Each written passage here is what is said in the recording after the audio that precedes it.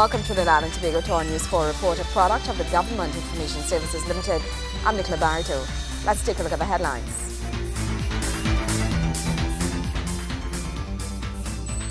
The Dog Control Act 2014 goes into effect, outlawing non-compliance and incurring fines and penalties. Squatting and land misuse will soon be monitored as an aerial mapping exercise is commissioned. And Maruga start to enjoy a new fish landing site at La Ruffin, courtesy the Ministry of Food Production. Thank you for joining us. The Dog Control Act 2014 is now in effect, and owners of dogs belonging to Class A will now be required to ensure their dogs are insured and secured from causing harm to others. The license issued by the Ministry of Local Government will be valid for 2 years. The Dog Control Act came into effect on June 2nd, and as a result, a number of dog owners that have specific breeds of dogs that fall into the categories of being dangerous will be mandated to comply with the law. According to the Dogs Control Act 2014, dogs are separated into two classes, Class A and Class B.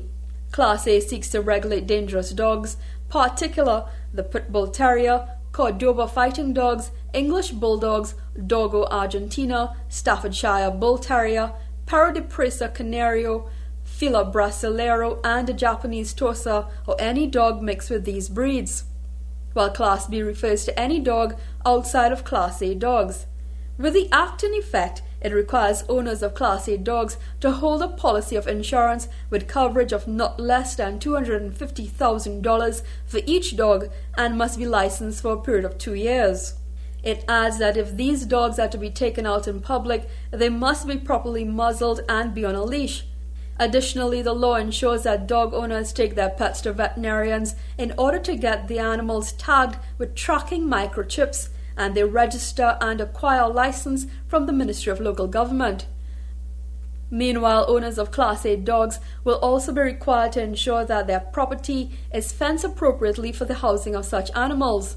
According to Section 9(1), a person who owns or keeps a Class A dog shall ensure that the premises on which that dog is kept are secured by a fence or wall of the prescribed dimensions, and that such fence or wall is constructed and maintained as to prevent the escape of the dog. The law gives local government the power to take charge of a Class A dog where the owner is unable to meet the requirements of the Act. Kimberly Calawan, News 4.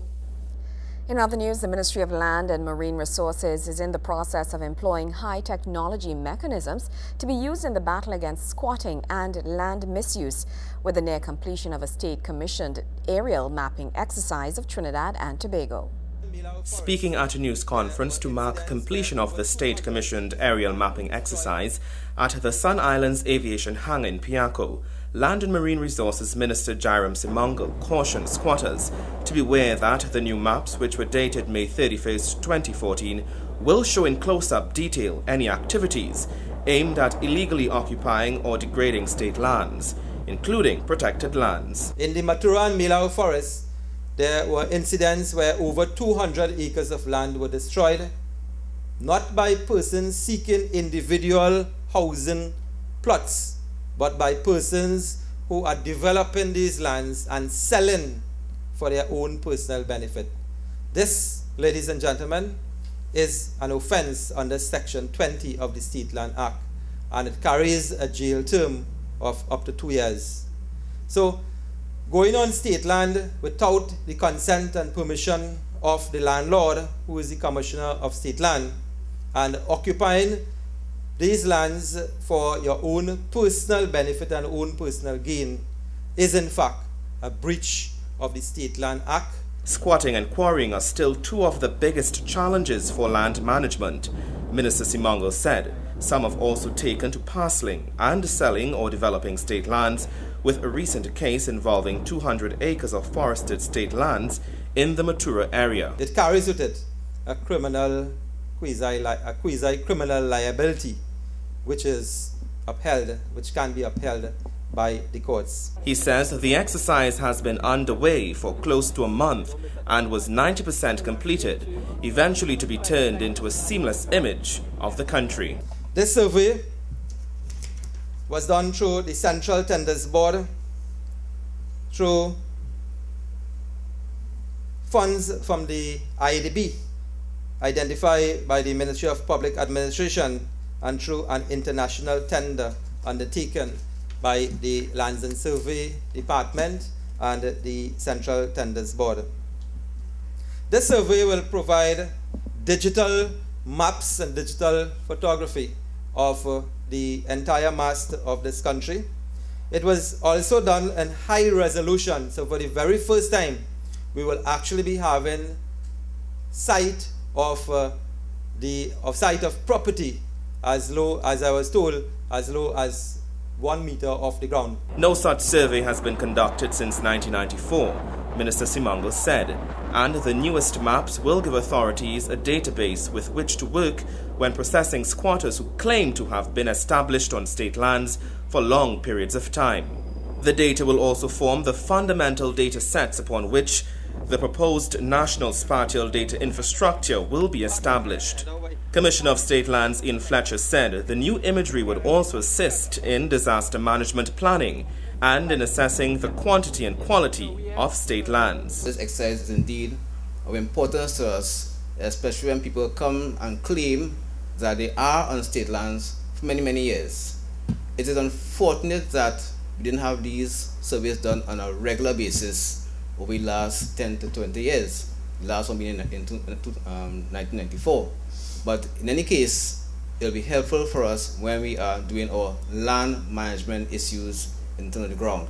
Pilot Alexander Gutierrez, part of the team flying the Seneca small craft that carried out the survey, said the new mapping was done with the most modern and precise equipment and offers in some instances images up to just 1 meter off the ground. So we were flying with a Seneca, that's a plane that came straight from France, and the mission that we had here was a real pleasure to be part, knowing that this mission is really important for Trinidad and Tobago. It's an honor to have been able to be part of it. I would like to thank you, the Ministry, to have called us for that. And it was a pleasure to work and live in Trinidad for this last month. The recent aerial exercise was commissioned by the Ministry through its Surveys and Mapping Division, formerly Lands and Surveys, and was founded by the Inter-American Development Bank, IDB. Joseph Lopez, News 4. News 4 continues right after the break. Stay with us.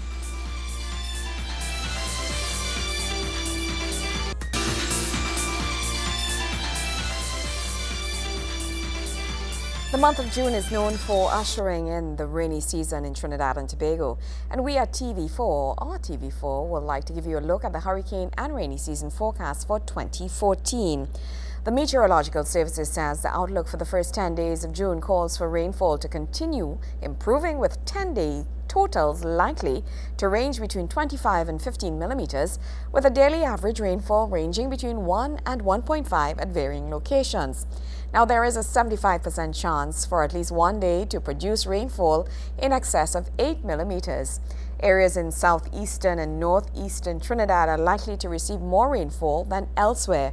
Average daily and maximum temperatures are expected to be warmer than average across both islands, with the highest maximum temperatures hovering around 33 degrees Celsius in Trinidad and 32 degrees Celsius in Tobago.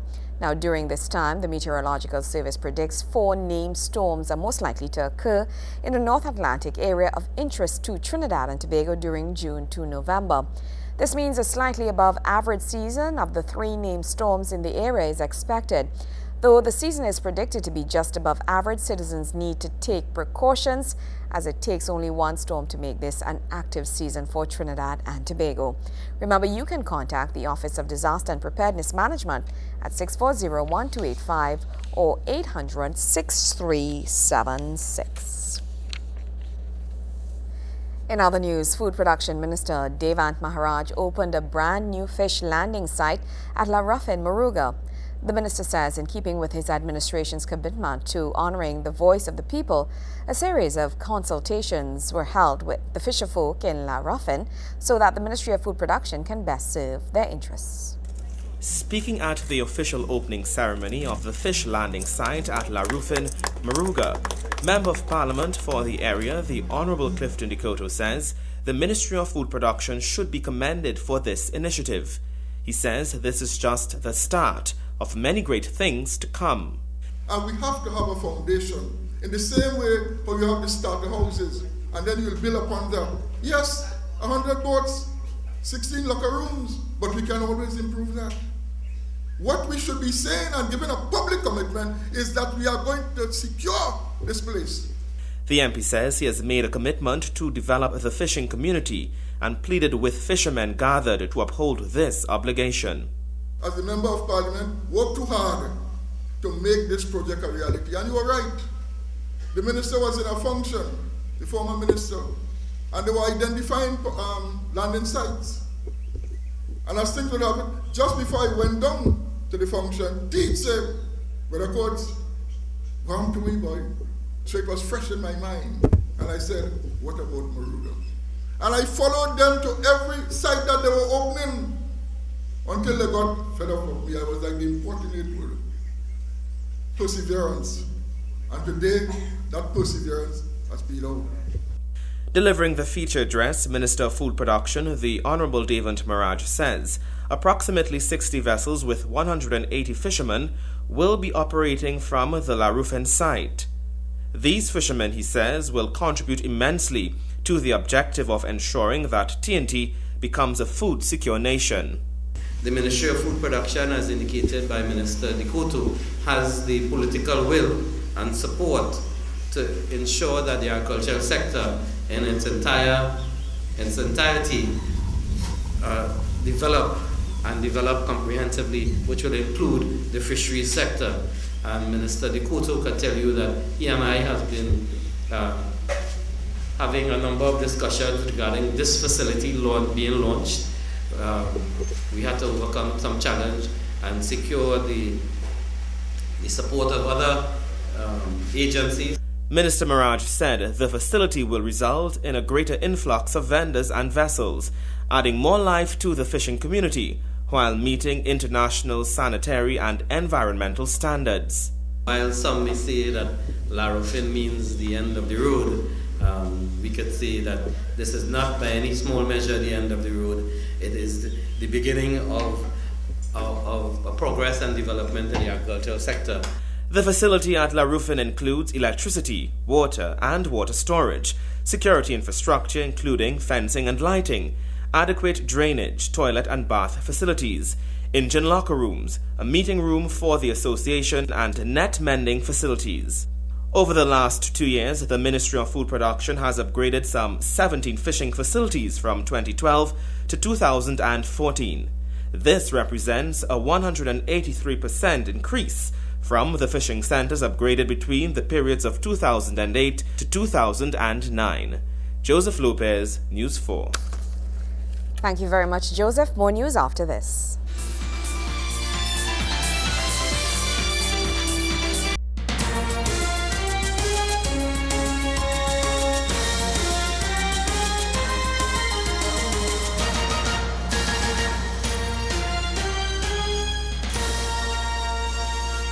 The Trinidad and Tobago national football team's 22-man squad led by skipper Kenwin Jones, who are presently in Argentina for their friendly international on Wednesday. On Tuesday, the team endured a training session at the San Lorenzo training camp in preparation for their match. TV4's senior sport correspondent Wayne Cunningham has this report. I'm here in Argentina with the Permanent Secretary in the Ministry of Tourism.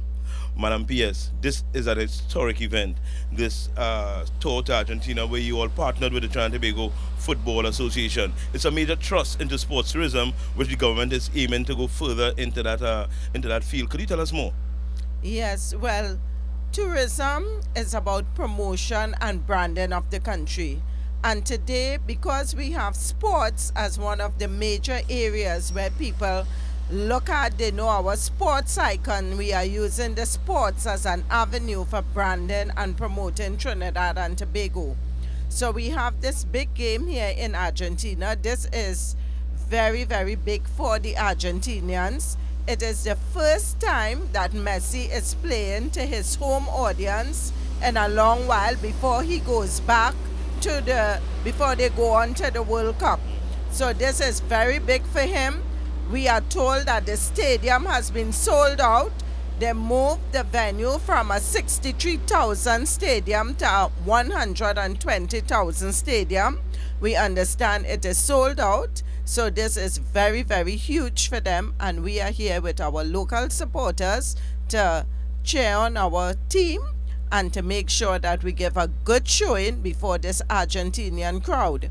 But even more than that, to promote Trinidad and Tobago, to let people know that there is a exotic, wonderful place called Trinidad and Tobago, and that they can come and visit and experience all the wonderful things that we know in Trinidad and Tobago. Great. Could we see this sort of venture happening with other national sporting organizations?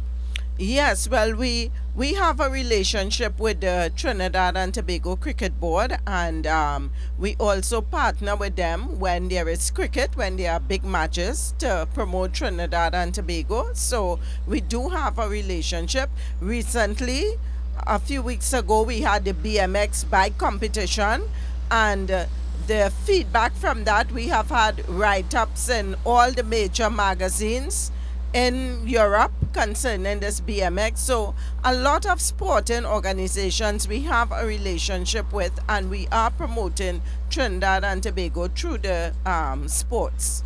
What about the other side? This is we are going out. Trinidadians are going out and visiting other countries and promoting Trinidad and Tobago at the same time. But what about getting people to come to Trinidad for Trinidad and Tobago sporting events? Yes, well, that is also something that we are doing when we go out to promote, because, for instance, for the cricket, there are over 200,000 Indians in North America that we are promoting the cricket matches to.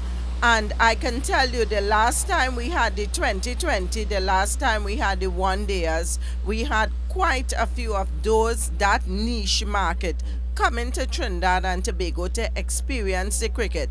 We are also promoting in these markets, we are promoting our festivals. We have a lot of festivals, again, that people from other nationalities come to experience and to take part in. So, for instance, again, all the Indian festivals, the Diwali, the Pagwa, etc., the North American Indians feel comfortable to come home and take part in all of those festivals.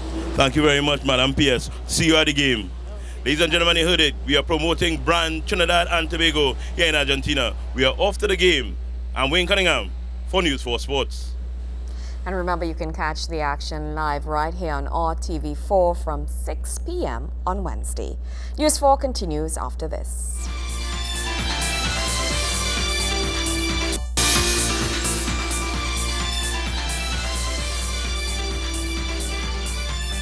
This country is seeking to make the process for the issuance of visas for Trinidad and Tobago nationals wishing to visit Saudi Arabia for the Hajj pilgrimage much easier.